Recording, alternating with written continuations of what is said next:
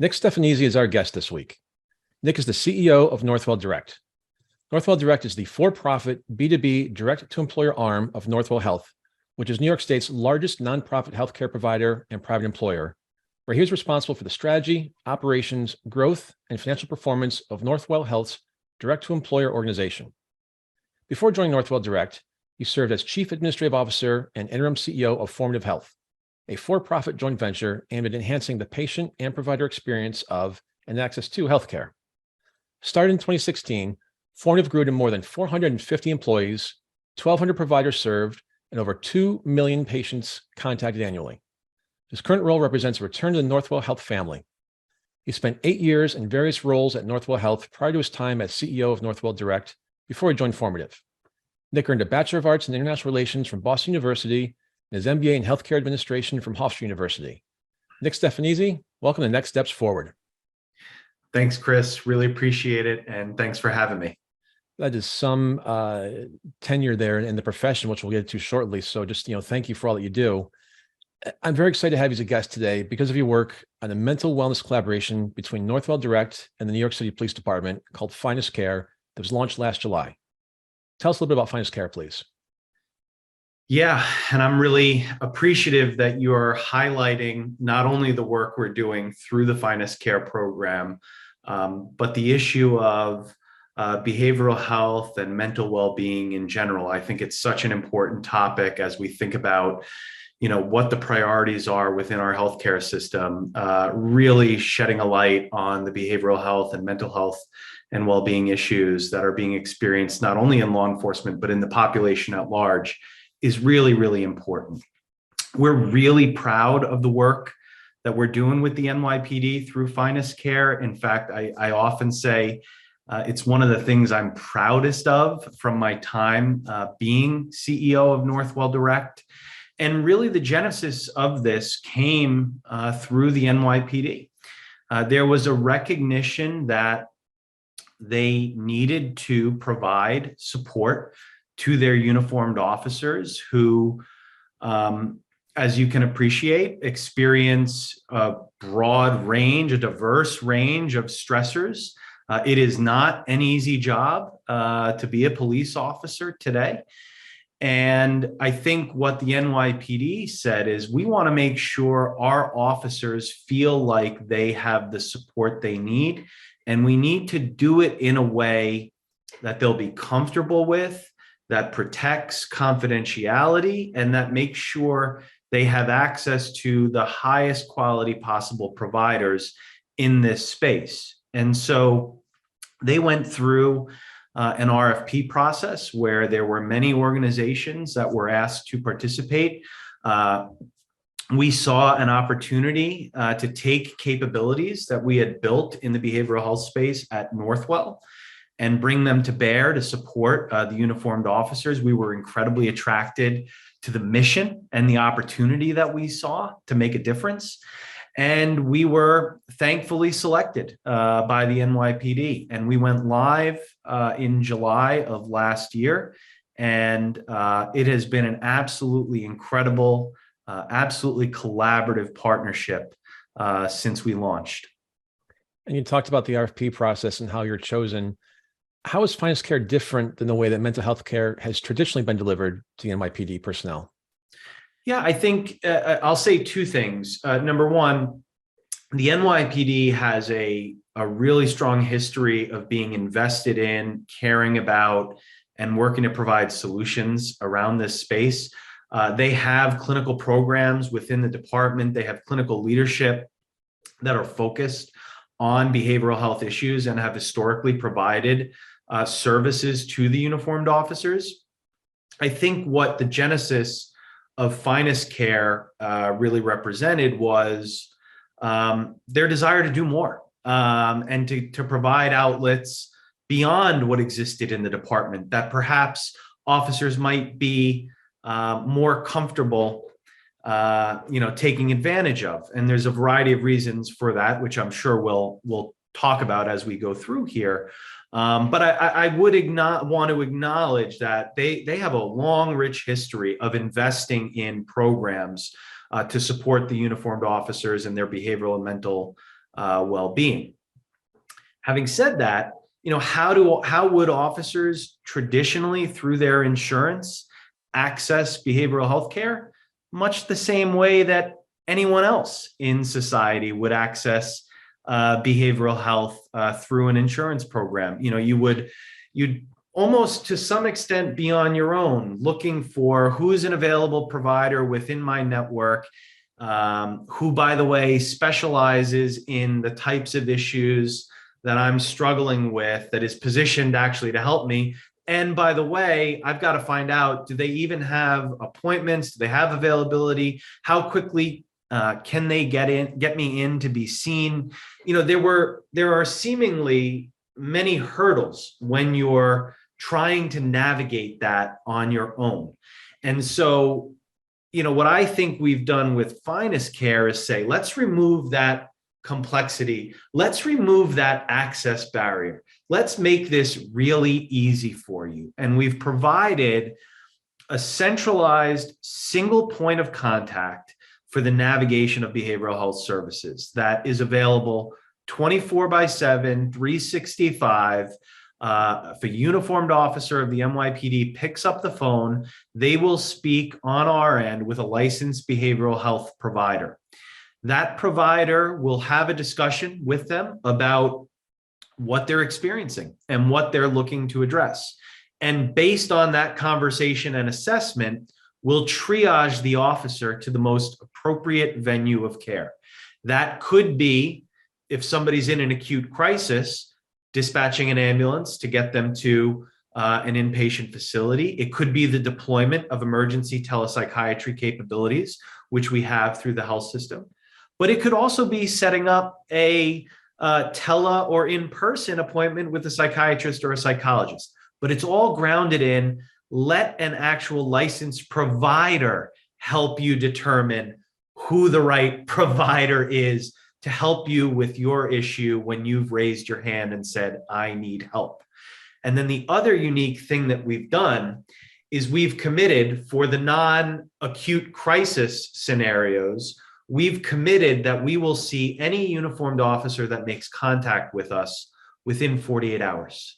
And that removes a huge access barrier, because if you look at the average wait times to get in to see a behavioral health provider, a psychiatrist, a psychologist, they are far greater than that. And so we've really focused on trying to make access no longer a barrier to those that need and want the help. That 40-hour window is so key to your point, removing that access. And, if an officer calls and they need help, they really need help.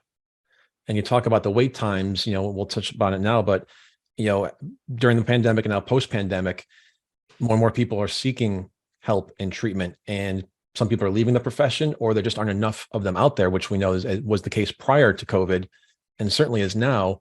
And as we talk about the general public, mental health has long been sort of a taboo topic, and has had, unfortunately, the word stigma attached to it.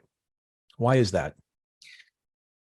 Yeah, it is unfortunate. It is unfortunate. I think it's a societal issue. I think we as a society have historically had a more difficult time wrapping our heads around and understanding somebody grappling with a behavioral health issue, right? It's been, I think, historically easier for somebody to understand, oh, I'm sick, I need treatment. Oh, I've had a heart attack, the hospital is going to make me better. I have a cold, I'm going to go see my provider. I think historically, society has had an easier time wrapping their head around those issues because they're common, right? Everybody experiences those physical ailments from time to time. I think, too, behavioral health issues weren't as well understood and as well communicated to the public at large. And so I think it has contributed to people being hesitant to say historically that they needed or wanted help dealing with these issues. I mean, even, if you, and I don't want to get political in the conversation, but if you just look at politics, you've had historically, if you go back 10, 20, 30, 40 years, you've had candidates who were seemingly disqualified from seeking office or winning an election, withdrawing from races after a behavioral health issue gets disclosed. You contrast that now with the news coverage we're seeing following, Senator Fetterman making the decision to, seek inpatient care for depression. You just see the clear contrast in how society has come to better understand, better acknowledge, better appreciate, and accept these issues. And so I think there's a huge societal piece here, but I also think the pandemic shone a real light on this. Our experience over 2 or 3 years, just as people grappling with the pandemic and its impact, the fact that so many more people were dealing with these issues themselves, I think it's created a greater level of societal understanding and appreciation. I think that's a good thing. I don't think it's a good thing that more people are dealing with behavioral health issues, but I think it's a great thing that there's better acknowledgement and acceptance of these issues. I've been saying those exact words, throughout COVID, where the one positive thing to come from it is that it put a spotlight, to your point, on mental health. And I've been saying for about 2 years now that we're going to have a mental health tsunami when we come out the other side. And that's where we are now. And, talking about stigma, stigma is heightened with police and military communities. You've got big bad GI Joe or GI Jane or Officer Joe and Officer Jane. They don't want to admit that they might be having some issues.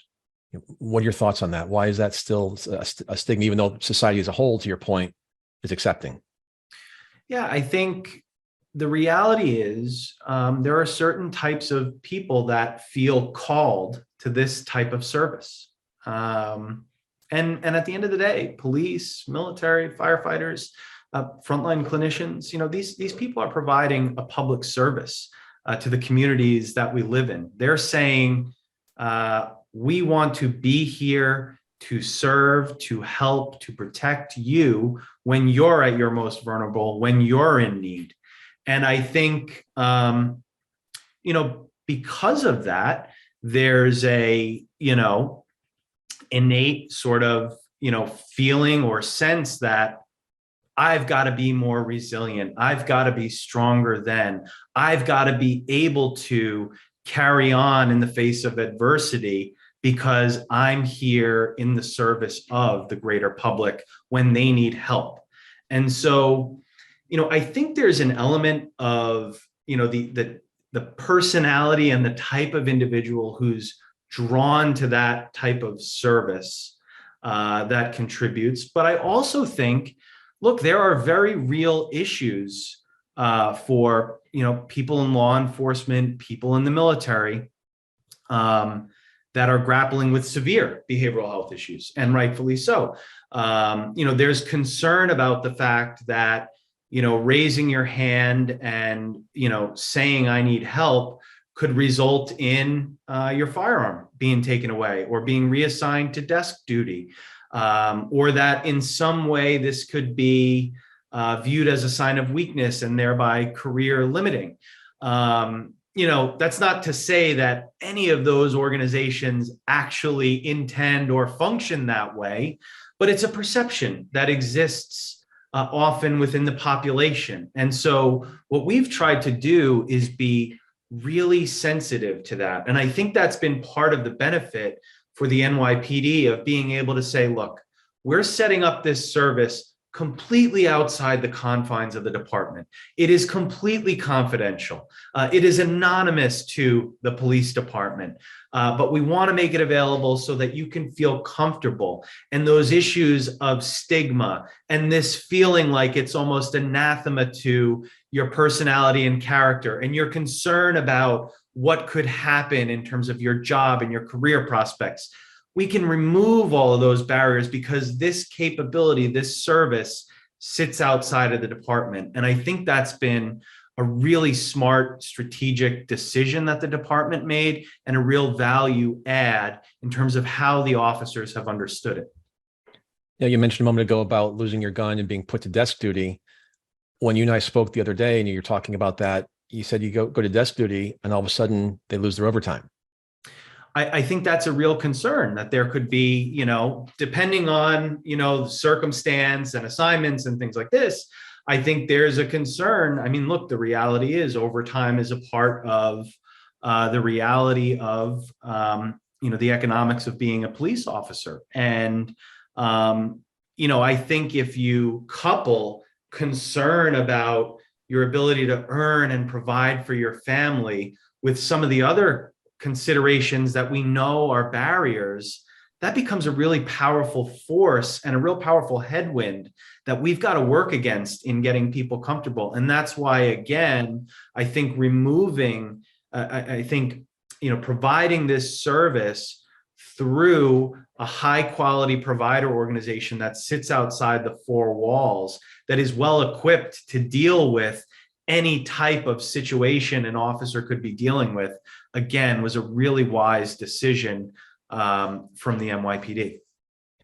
Are there any statistics or do you have any anecdotal evidence on the percentage of police officers who experience post-traumatic stress?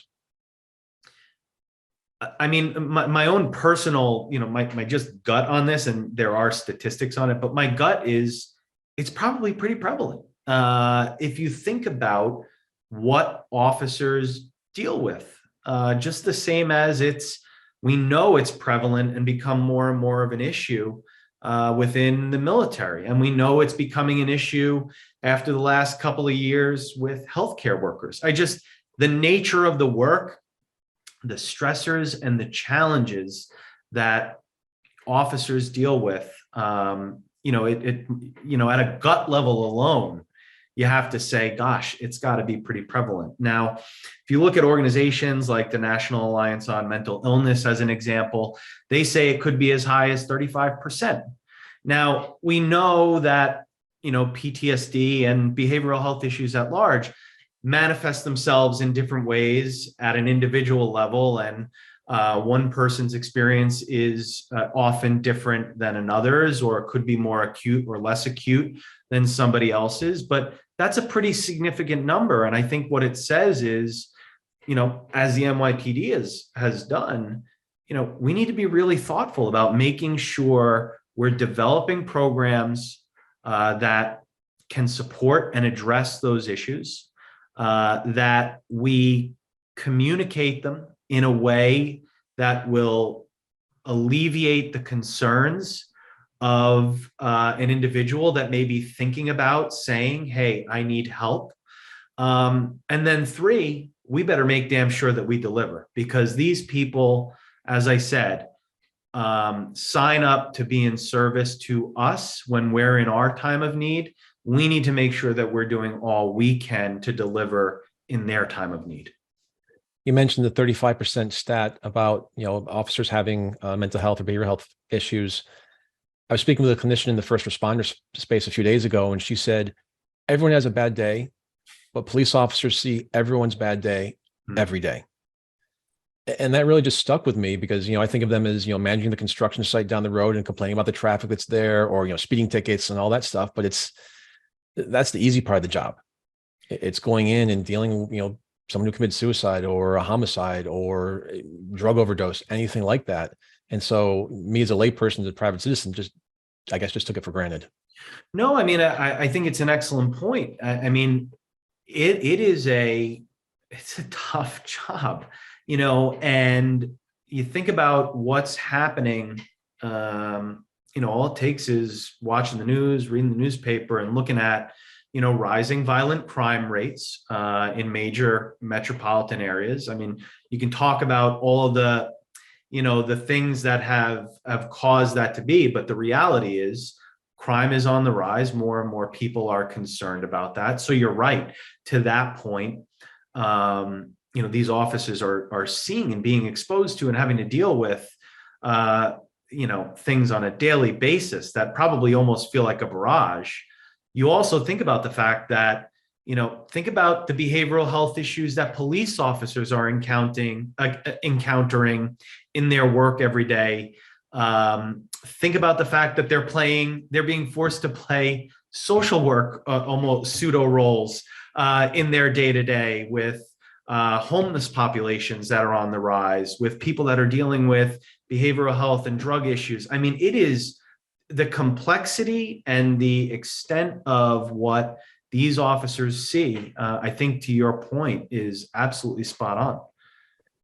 Police officers are not only vulnerable to mental health issues like post-traumatic stress, but they often suffer physical injuries in their work. Can a physical injury affect our mental health? One of the things about,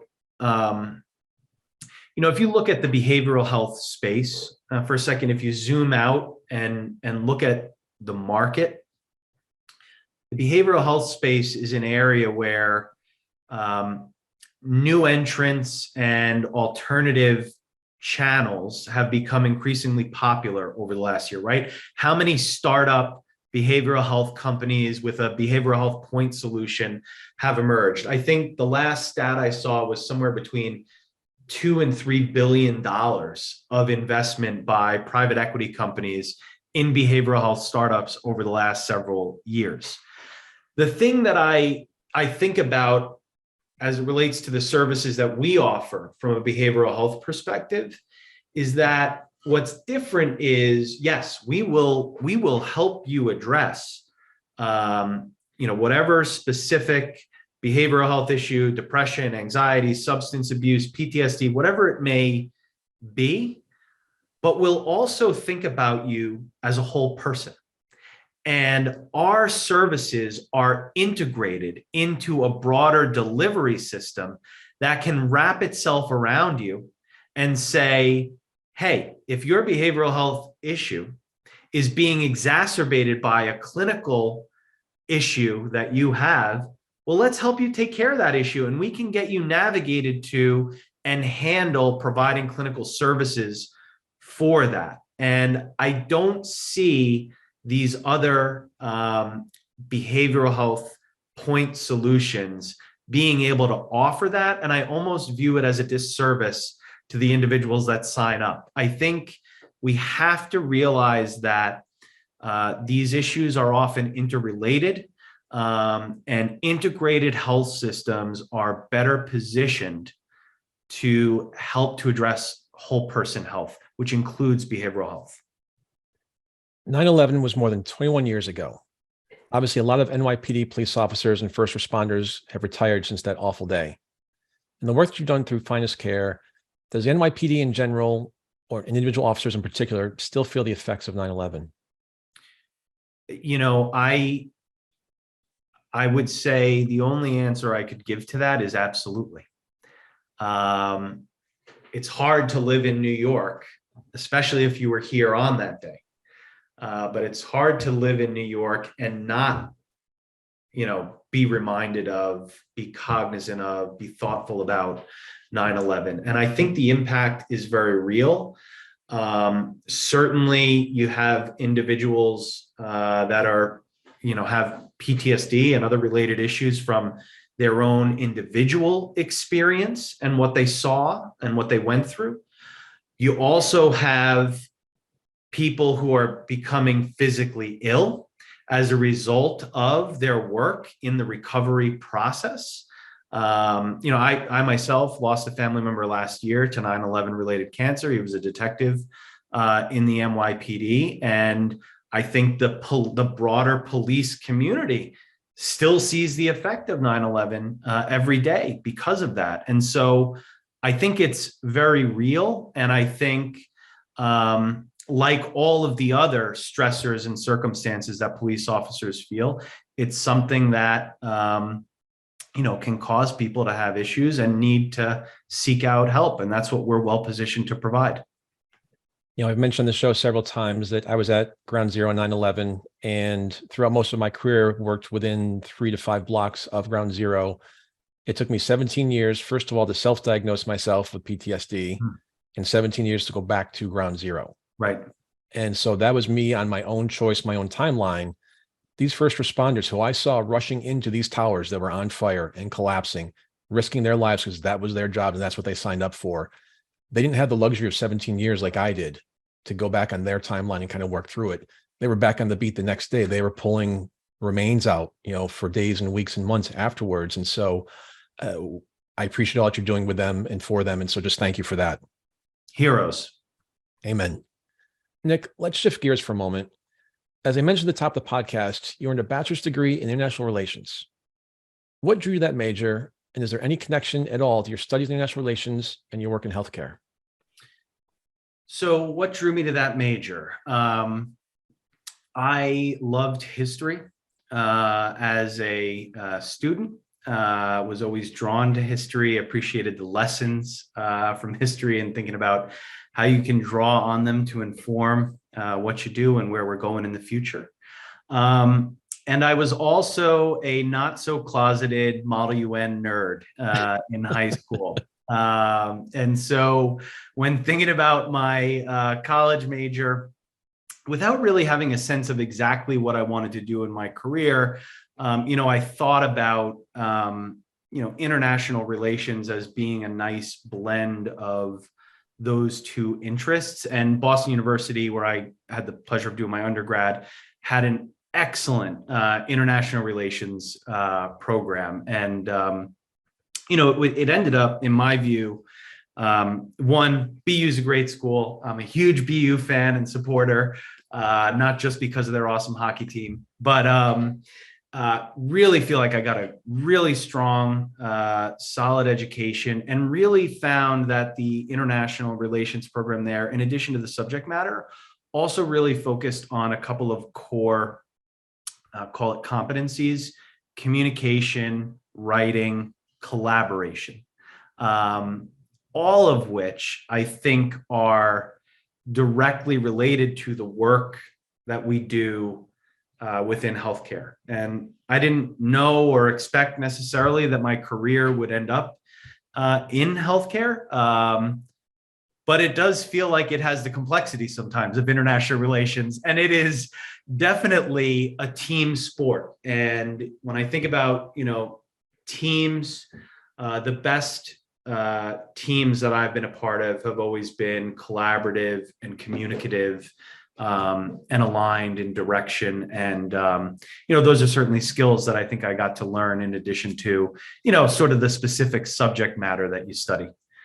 So I know you're based in New York. You went to school in Boston. You went to Hofstra. You're a big BU supporter. I can respect that. Everyone knows I'm Syracuse undergrad grad, so I always promote my school. Yankees or Red Sox? Yankees. All right. And stay on the show. We're good to go then. That's always the make or break question for me. So, Nick, there's a shortage of healthcare professionals in this country, as you talked about earlier, and it's expected to get worse as our population ages and requires more care. What do we need to do to get more people interested in healthcare careers, and what do we need to do to retain the people already in that profession?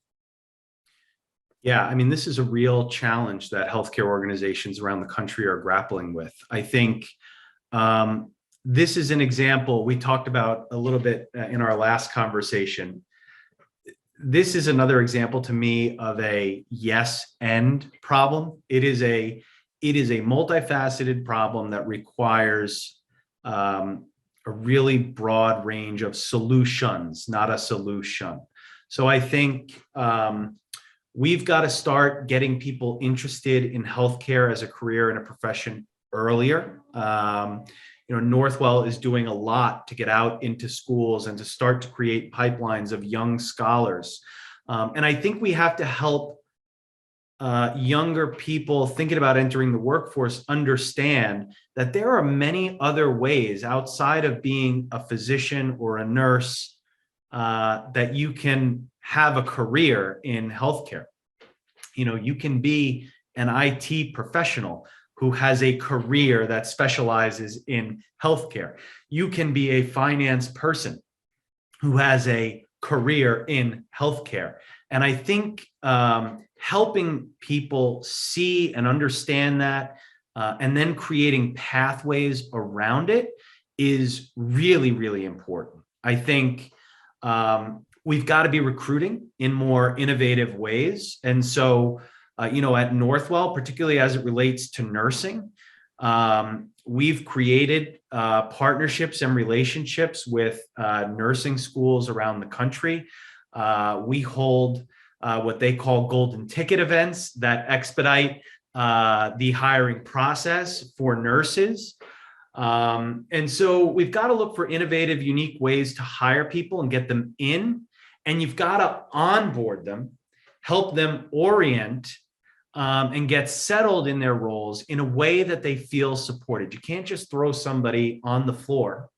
It would be, number one, terribly unsafe. And number two, you would not set that individual up for success or a good experience. And so we've been really thoughtful about how do we make sure our clinical professionals, as they onboard into the organization, are well supported, well cared for, and have an opportunity to really settle into their roles. And then, there's a whole range of things outside of just clinicians.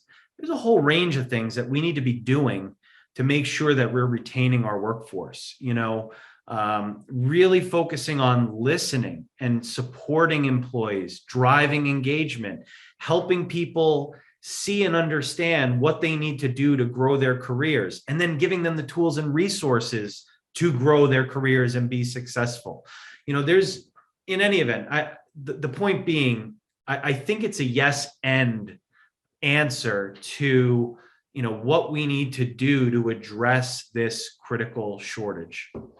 Well, I was interested when you just mentioned about different sort of backgrounds you could have in healthcare, IT, finance, you mentioned. The number of people I'm seeing now with a combined MBA and MPH is skyrocketing. So they seem to be going more and more hand in hand, to your point, as this healthcare profession expands its reach and breadth of scope. I think so. And I think, certainly public health has been at the forefront the last couple of years. I think that trend probably even started a little bit prior to the pandemic. Look, I think there's an acknowledgement, and whether it's the traditional definition of public health or not, there's an acknowledgement that we have to do more than just take care of people when they're sick. And I think this is something that Northwell is really focused on. And that's, how do we get upstream? How do we address the social determinants of health, whether that's food insecurity, whether it's gun violence, which, by the way, is now the leading cause of death of children. That's a disturbing statistic. Whether it's the work that's being done around environmental sustainability to address climate change and the impact that it has on health. I think the realization that there are these social determinants that impact individuals' health has probably helped to generate some of that interest in the public health field in a way that may not have existed years ago. Forbes magazine reported in December that the amount of healthcare business conducted through retail outlets will double during 2023 as retailers like Walmart, Amazon, and CVS offer healthcare services such as blood tests, vaccinations, and medical checkups that have traditionally been delivered by hospitals, clinics, or doctors' practices. Is that a good trend, a bad trend, or one of those yes and? Well, I think on the one hand, the idea of creating more access to care, particularly in areas, look, there are places in this country where access to healthcare and access to providers is limited. So the notion of creating new and additional access points, I think, is a fundamentally good premise. Like we were talking about with behavioral and mental health earlier, I think it's important that those access points are integrated into a broader delivery system so you don't further fragment care. I also don't think, and this is my opinion, people talk about healthcare being broken, and I think we all acknowledge that healthcare can and should do better, be better in this country. We should address cost, quality, etc. But I don't think the answer is necessarily coming from outside of industry, that somebody else is coming to save us. I believe fundamentally that providers have to lead the charge on innovation and addressing the challenges we experience in healthcare and addressing the opportunities for transformation. That's what we're really focused on, within Northwell Direct, and I'll just mention the insurance space. We believe there's an opportunity to fundamentally transform in this country how healthcare is organized and paid for, that we can cut out the middlemen insurance carriers, work directly between providers and employers, and create a national provider-based alternative to the traditional insurance carriers. That to me is provider-based innovation and provider-based solution to a problem we all know exists, and that is the cost of care. So to summarize, access is a good thing. I think access needs to be integrated, and I believe providers need to drive the innovation and the solutions. You mentioned innovation there a handful of times, and let's talk about another type of innovation. Wearable devices are being used more and more often to track patients' health and monitor them remotely. My listeners know I'm a huge Apple junkie, and I have to have the newest Apple Watch because I get my rings and my steps and all that. Is there a place for wearable devices in the mental health arena too, or is that something that's just more science fiction? I don't know if I call it science fiction. Let me comment generally about wearables, and maybe this will help answer the question, but it is along the theme of integration that we've talked about. I think the notion of empowering individuals with line of sight into their data and information about their health is fundamentally a good thing, because it will allow people to be empowered, to take control, and to be an active participant in their health. So from that perspective, I think it's a really positive thing.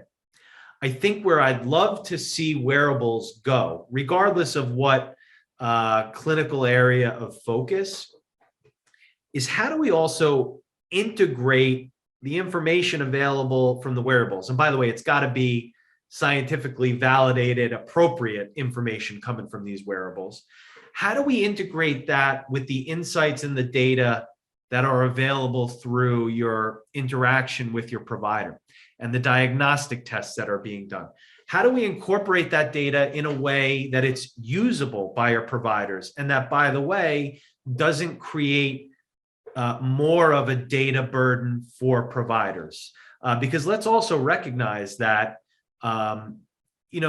what providers experience every day in caring for their patients and using the tools that we've put in place in EMRs, it's not easy, and they're often faced with an avalanche of data. So I think the notion of individuals having line of sight into data through wearables is great. I believe it will be empowering.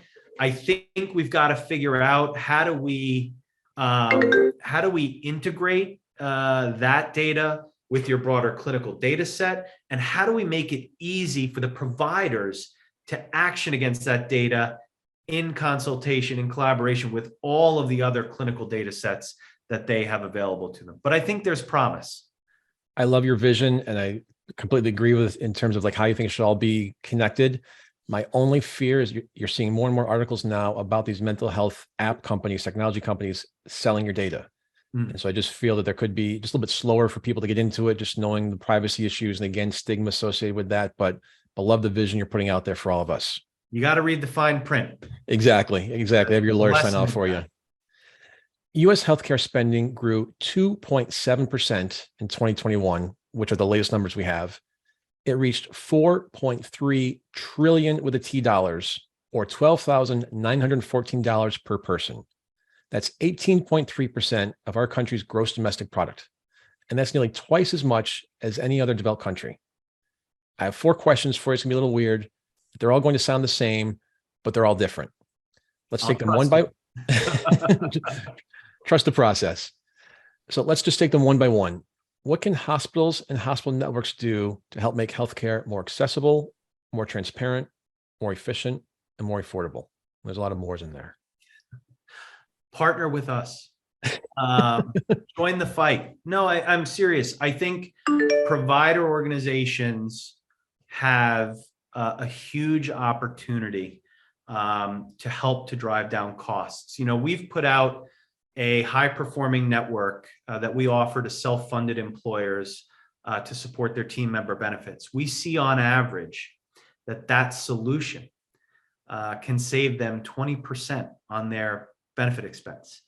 In this inflationary, economically uncertain environment, I think there's a real opportunity here for us to say we can be working together. Because, by the way, providers and employers are part of the same community. So let's work together.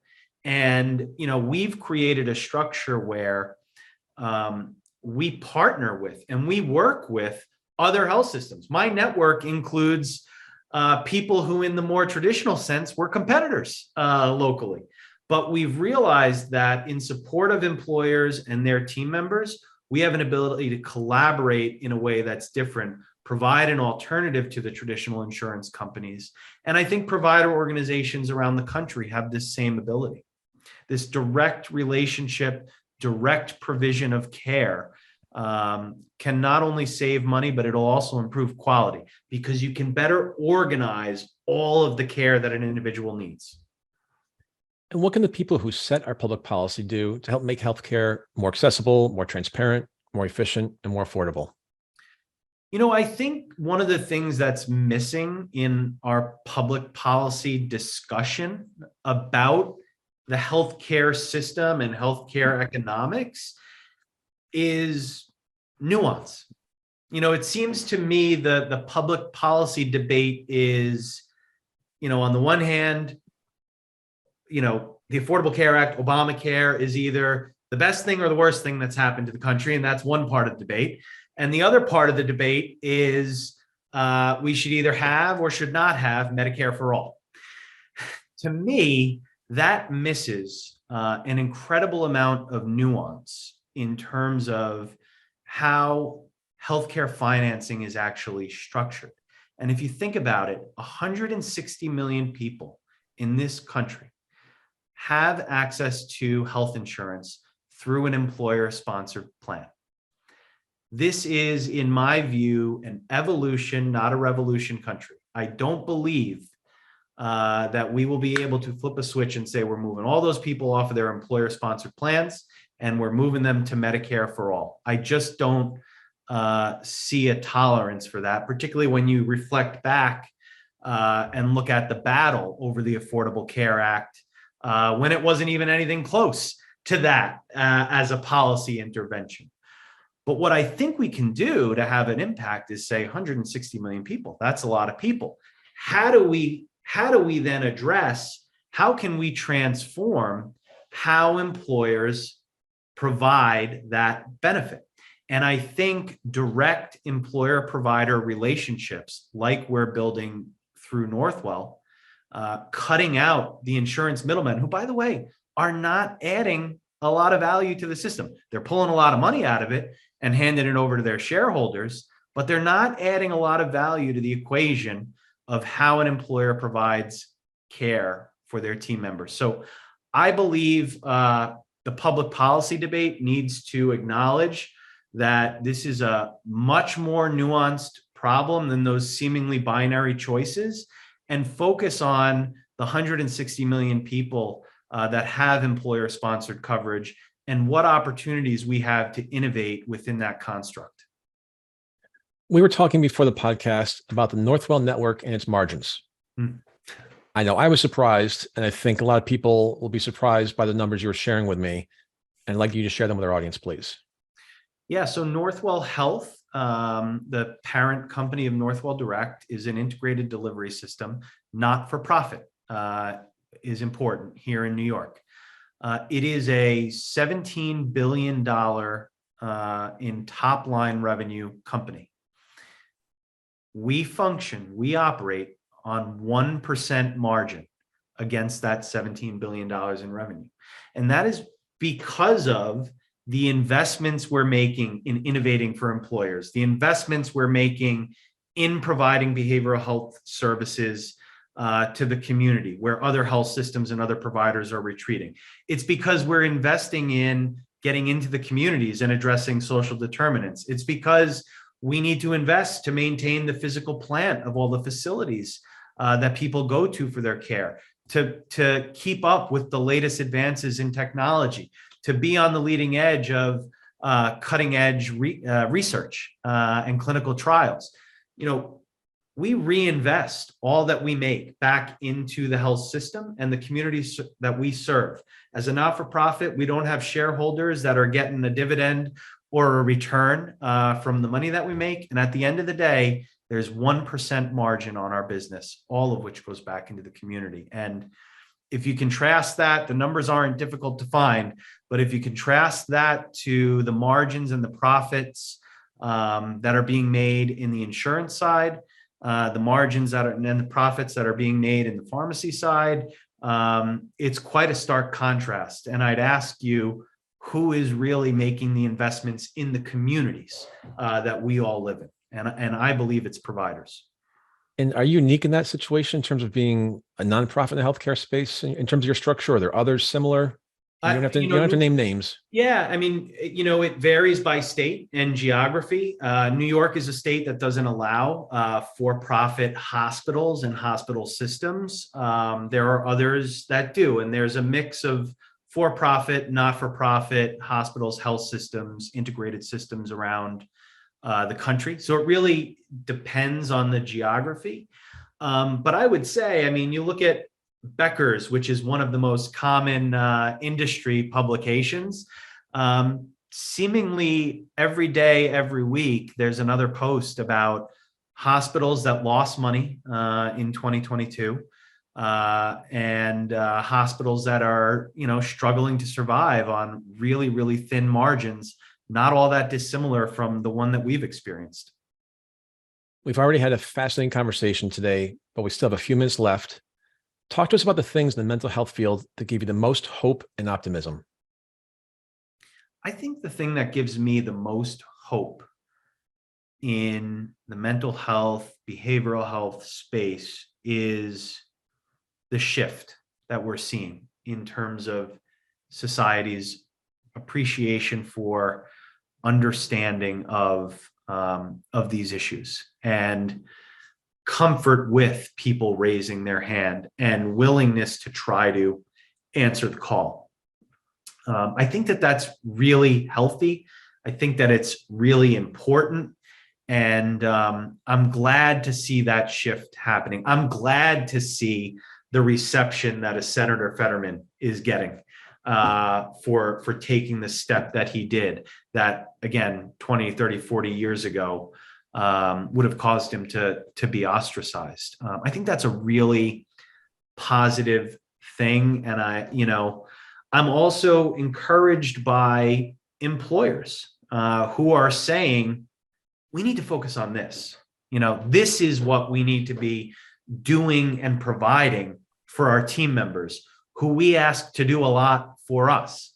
I think the fact that, companies are looking at health, wellness, behavioral health as key areas for them to support their employees is a really, really positive thing as well. Nick Stefanizzi, CEO of Northwell Direct, thank you so much for your time today. Really appreciate it. Thank you so much for having me. And last question, where can our listeners learn more about Finest Care? You can learn more about Finest Care by going to the Northwell Direct website. You can check out some of the other press and publications we've done on this, and really just encourage everybody to support and encourage those in law enforcement, those in frontline essential jobs beyond law enforcement. Encourage them, if they need the help, raise their hands and seek it out. We're out of time. I'm Chris Meek. We'll see you next week, same time, same place. Until then, stay safe and keep taking your next steps forward.